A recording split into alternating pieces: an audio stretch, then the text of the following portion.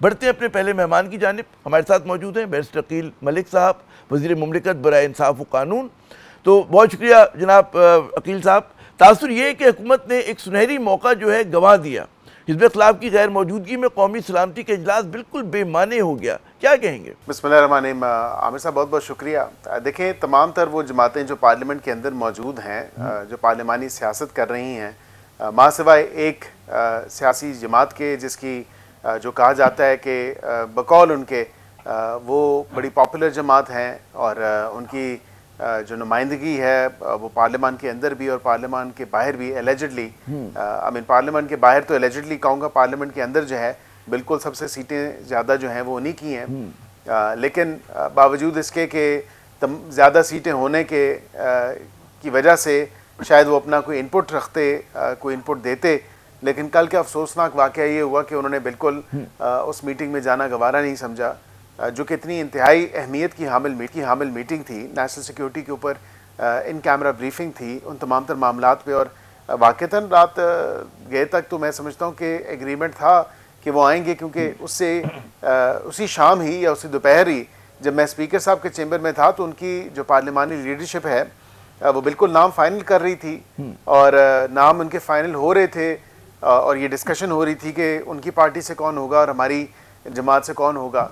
और मैंने तो अपनी जमात को जो उस वक़्त भी इन पासिंग जो एक तजवीज़ दी, मैंने कहा केपी और बलूचिस्तान के मेंबर्स को आप प्रेफरेंस दें, क्योंकि वो सबसे ज़्यादा सफ़र वो कर रहे हैं इस टेररिस्ट सर्ज जो आई है या टेररिस्ट अटैक्स में जो सर्ज आई है इस तमाम तर मामले पे। लेकिन दूसरी तरफ तो इतलात ये थी कि PTI के लोग आपस में गुत्थम गुत्था थे कि मैं कमेटी के में जाऊंगा या मेरा नाम होना चाहिए इस लिस्ट में जो कमेटी के अंदर जो अपनी अटेंडेंस को इंश्योर करवाएंगे।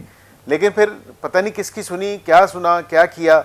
अच्छा, एकदम से दो पहलू निकलते हैं। आपकी बात में बड़ा वजन है कि ज़ाहिर है उनमें इत्तेफाक राय नहीं था, बिल्कुल एक बात है। दो बातें निकलती हैं। एक तो ज़ाहिर है जैसा आपने खुद फरमाया कि बलूचिस्तान और खैबर पख्तूनख्वा सबसे ज़्यादा जो है इस शिकार बने हुए दहशतगर्दी का, तो यहाँ पर और बड़े स्टेक होल्डर्स हैं, जैसे अचकज़ई साहब का होना लोग कहते हैं बहुत ज़रूरी है, उसी तरह से मैंगल साहब का, इसी तरह से डॉक्टर मालिक बलोच का, PTI भी यकीनन उनकी भी क़यादत का होना बहुत ज़रूरी है। तो जब तक कि तमाम स्टेक होल्डर नहीं होंगे, और कहा ही जा रहा है कि हुकूमत की जिम्मेदारी थी कि आप ये कहते हैं ना मीटिंग कॉल करने से पहले जो अंदरूनी खाना जो कोशिशें होती हैं किसी चीज़ को कामयाब करने की, वो नहीं की गई, एतमाद साजी नहीं की गई कि अगर कर लेते, पहले बातचीत हो जाती तो गालिबन सारे ही लोग शरीक होते। और जो एक हमें एक कहते हैं ना मुश्तरका फ्रंट देना चाहिए था दुनिया को कि कौमी इत्तेफाक राय है, जो कि इलामिया में भी जिसका जिक्र है, वो चीज़ नहीं हो पाई।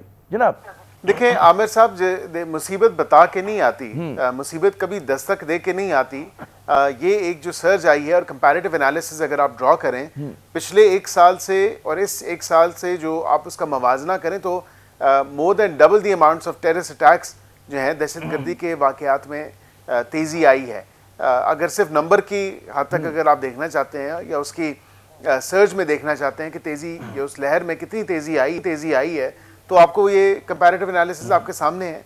अब ये तमाम तर वाक़यात हो रहे हैं और एक ऐसा वाक़या जो जाफ़र एक्सप्रेस का वाक़या है which is obviously quite an alarming situation, उस पर एमरजेंसी में जब बुलाएगी नेशनल सिक्योरिटी कमेटी की ये जो मीटिंग थी पार्लियामेंट्री कमेटी की नेशनल सिक्योरिटी के ऊपर इन कैमरा ब्रीफिंग के लिए, तो ज़ाहिरी बात है कि ये 11th आवर पे ही बुलाई जा सकती थी। उसमें ये तो नहीं था कि आप प्री प्लानिंग करें, प्री कंसीव करें कि आप मीटिंग बुलाएंगे, मीटिंग से पहले आप तमाम लोगों को राज़ी करें।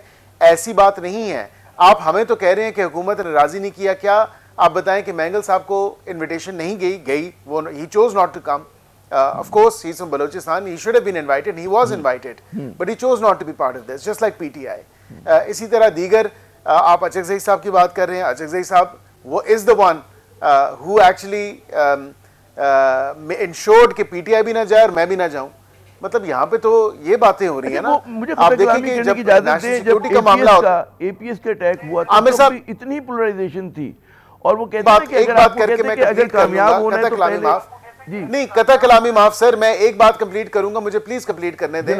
आखिरी बात मैं ये करूंगा इस पे कि जब नेशनल सिक्योरिटी के ऊपर बात आए, कौमी सलामती, मुल्क की सिक्योरिटी के ऊपर बात आए, तो then there are no ifs and, और वहां पे ये नहीं हो सकता कि जी देखा जाएगा, आपने कोशिश नहीं की, you should have done it. No, everybody is on the same page when it comes to national security, and that's one thing that combines all of us together, और यहाँ पे मैं और आप वेर इक्वली पाकिस्तानीज।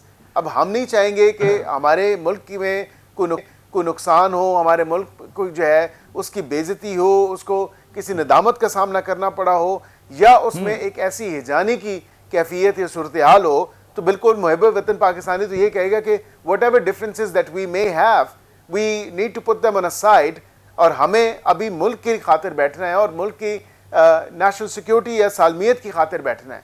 उसमें फिर कोई सियासत बड़ी अहम बात, उसमें कोई लाइक्स एंड डिसलाइक्स वाकई ये रवैया होना चाहिए, हुकूमत की तरफ से भी होना चाहिए, इसमें इख्तिलाफ की तरफ से भी होना चाहिए, मीडिया की तरफ सबका होना चाहिए कि कौमी सलामती पे कोई समझौता नहीं। लेकिन गिवन के जो हमारे यहाँ जिस तरह की पोलराइजेशन है, और उसी तरह की मुझे याद है कि जब APS का वाक़या हुआ था तब भी थी, लेकिन उससे पहले उस जो बड़ी APC बुलाई गई थी, एक थोड़ा सा ग्राउंड वर्क किया गया था 2-4 दिन का, कि जिसमें तमाम लोगों को बुला लिया गया था। और ज़ाहिर है कि जिसके पास अकील साहब इख्तियार होता है, ताकत होती है, उसी की तरफ लोग देखते हैं। तो ज़ाहिर है अगर हुकूमत से ये कहा जाए कि जी आप लोग अगर ज़रा सा थोड़ा सा और मेहनत ज़्यादा कर लेते और कामयाब हो जाती, तो कोई शिकवा गलत नहीं है ये। जी मेरे ख्याल से आपके कहने का मकसद है कि शायद पैरोल पे इमरान खान साहब को रिहा कर दिया जाता, उनको 1 घंटे के लिए इस कमेटी की मीटिंग में लाया जाता, उनको यहाँ पे मेरा बिल्कुल हरगिज़ मकसद नहीं है कहने का। मेरा मकसद ये था कि जैसे आपने खुद जिन अशखास का, मोज़िज़ लोगों का नाम लिया, मैंगल साहब का और लोगों का, चिकज़ई साहब का, और ज़रा PTI की नुमाइंदगी भी, तो वो जो उनके, मैं समझता हूँ जो उनकी वो थे कि जी हमें मिलने दें, तो भाई मिलने देते, क्या हर्ज था कि अगर भाई मंगल की जगह सुबह की जगह दोपहर को हो जाती। जब उनकी जमात की नुमाइंदगी, do you really think that Imran Khan would actually still sit अगर मुलाकात पॉसिबल भी हो जाती? Because in my view, seeing his past track record, जो मैंने देखा है कि जब वो वज़ीर आज़म नहीं भी थे 2014 में, जब APS का तमाम तर मामला हुआ था, वो APC में एक दफ़ा मेरे ख्याल से कोई एक ऐसी मीटिंग में बैठे होंगे, और उसके बाद बिल्कुल नहीं बैठे, और उसके बाद उन्होंने APC के बाद जब ऑपरेशन सर शुरू हुआ, उसके बाद उन्होंने मुखालफत की। उन्होंने कहा you are actually getting to the internally displaced people and you're making a case for internally displaced, आप internally displaced कर रहे हैं लोगों को। What I'm trying to say तो ये इस वक्त आप लोग जो है PTI को एक्सपोज ना कर देते, कि कहते भाई हमने आपने ये ख्वाहिश की थी, हमने पूरी कर दी, उसके बावजूद ना करते तो आपका गवर्नमेंट का केस और ज्यादा मजबूत हो जाता। हमें कुछ करने की जरूरत नहीं थी, क्योंकि 10 लोगों ने नाम, उन्होंने खुद 10 से 14 लोगों को दे दिए। वो उन्होंने कहा हम आएंगे, बैठेंगे, सब ने कहा जी बिल्कुल एवरीथिंग इज गुडी गुडी, हम आएंगे, बिल्कुल नेशनल सिक्योरिटी पे हम एक पेज पे हैं। फिर then what happened? This is a question you need to pose to their leadership. अब वो बात ये कि बाद में ये पूछूंगा, अडयाला में बैठा तालिबान खान, माजरत के साथ I am using this word with all due respect and no offence, Adiala में बैठा हुआ तालिबान खान जो है वो अब अगर नहीं वो तालिबान अपॉलोजेटिक है, वो उनको सपोर्ट करता है, तो फिर बिल्कुल उसने ये भी कहा कि इन्होंने तो शैकल्स ऑफ स्लेवरी जो है वो ब्रेक कर दी हैं, और बिल्कुल ये तमाम तर मामलात ऐसे हैं। अपने मुल्क का नहीं सोचना। अरे ये आपने, मेरा अगला सवाल यही था, यही सवाल था मेरा आपसे